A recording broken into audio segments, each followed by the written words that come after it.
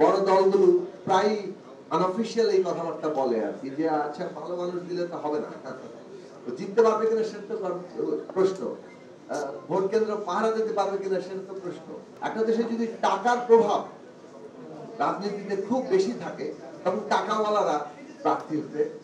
আগে এগিয়ে থাকে এবং বলবে যে ভাই আপনি তো ভালো মানুষ, কিন্তু ভালো মানুষের তো দাম নাই, আপনার তো টাকা নাই, আপনি তো জিতবেন না,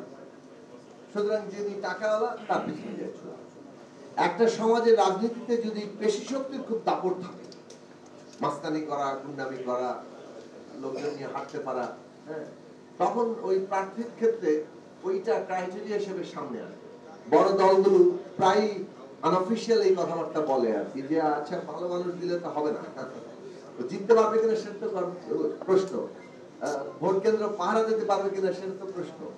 সুতরাং এই যে বিবেচনাগুলো, কিংবা ধরুন পপুলিজম, আপনি মানে পপুলিস্ট যত ইয়ে আছে, যেমন আইডেন্টিটি পলিটিক্স, ধর্ম, জাতিবাদী রাজনীতি, ইভেন সাম্প্রদায়িকতা, এমনকি আরো অনেকগুলো প্রশ্ন পপুলিস্ট পলিটিক্স এর মধ্যে আসে। সেগুলোকে যারা করতে পারছে, এখন তো সোশ্যাল মিডিয়ার যুগ, ফলে সেখানেও একটা আপনি প্রাধান্যের জায়গা তৈরি করতে পারেন, এবং যার ওই পপুলারিটি পপুলিজমের উপর দাঁড়িয়ে হচ্ছে তাকেও আপনি আসলে বিবেচনায় নিতে পারেন। এখন এগুলো রাজনীতিতে প্রাধান্য মানে যদি থাকে, তাহলে রাজনৈতিক দলগুলোকে আপনি হয়তো ক্রাইটেরিয়াও ঠিক করে দিতে পারেন, কিছুটা নসিহত করতে পারেন, কিন্তু আদৌ এগুলো কোনো কাজ করে কিনা আমার কোনো জাদু ঘোরতর সন্দেহ আছে। মানে এই ধরনের আলোচনা রাষ্ট্র নির্বাচনে কোনো প্রভাব রাখে কিনা। আমার মনে হয় যে আমরা যে নতুন গণতান্ত্রিক রাজনৈতিক বন্দোবস্তের কথা বলছি, বা এমনকি সরকারও এটাকে লক্ষ্য হিসেবে সামনে এনেছে, তো এই নতুন বন্দোবস্ত বলি কিংবা একটা গণতান্ত্রিক ব্যবস্থা বলি, সেখানে বরং আমরা কি কি ক্রাইটেরিয়া আনলে রাজনীতিতে অর্থ, পেশি শক্তি কিংবা পপুলিজমের প্রভাব থেকে রাজনীতি, সাধারণভাবে রাজনীতিকে মুক্ত করা যায়, তাহলে হয়তোবা প্রত্যেক দলের কিংবা রাজনৈতিক দলগুলোর মধ্যে তুলনামূলকভাবে যারা বেশি জনগণের সাথে সম্পৃক্ত, জনগণকে ঐক্যবদ্ধ করছেন, জনগণের সাথে নিবিষ্ট থাকছেন, সেই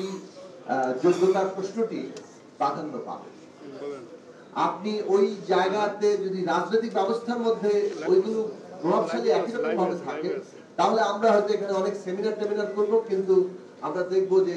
শেষ পর্যন্ত প্রার্থী তালিকা যেটা এসছে তাদের প্রধান বিবেচনা থেকে ইলেকশন কে জিততে পারবে, এবং ইলেকশন জেতার ফ্যাক্টর গুলো খুব পরিষ্কার, ওই ফ্যাক্টর গুলো বেছে দিবেন, তাহলে আপনার প্রার্থী বদল করবে। ইলেকশন জেতার ফ্যাক্টর যদি আপনি বদলাতে না পারেন ব্যবস্থার মধ্যে থেকে, তাহলে আমরা সত্যিকার অর্থে এমন একটা যাকে বলে যে প্ল্যাটফর্ম তৈরি করতে পারবো না, যেখানে মানুষ যোগ্যতার ভিত্তিতে জনগণের স্বার্থের প্রতিনিধিত্ব করার যোগ্যতা নেই। মানে যোগ্যতা অনেকের অনেক বিষয়ে থাকতে পারে, একজন অসাধারণ দার্শনিক হতে পারেন, কিন্তু তিনি রাজনৈতিক ভাবে জনগণকে ঐক্যবদ্ধ করার ক্ষেত্রে, তার জনস্বার্থটাকে প্রতিনিধিত্ব করার ক্ষেত্রে আরেকজনের চাইতে কম যোগ্য হতে পারে, বহু জায়গা দেখা গেছে। কাজেই আমরা রাজনীতি যেহেতু মানুষকে ঐক্যবদ্ধ করার কাজ, তার সাধারণ স্বার্থকে প্রতিনিধিত্ব করার কাজ, এবং সেই লক্ষ্যে উৎসাহিত করে মানুষকে নিয়ে যাওয়ার কাজ, সেটা করতে গেলে রাজনৈতিক ব্যবস্থার মধ্যে সেই বিষয়গুলো প্রাধান্য আনার উপাদান প্রতিষ্ঠা করতে হবে। সম্ভবত নতুন রাজনৈতিক বন্দোবস্তের এটা একটা গুরুত্বপূর্ণ।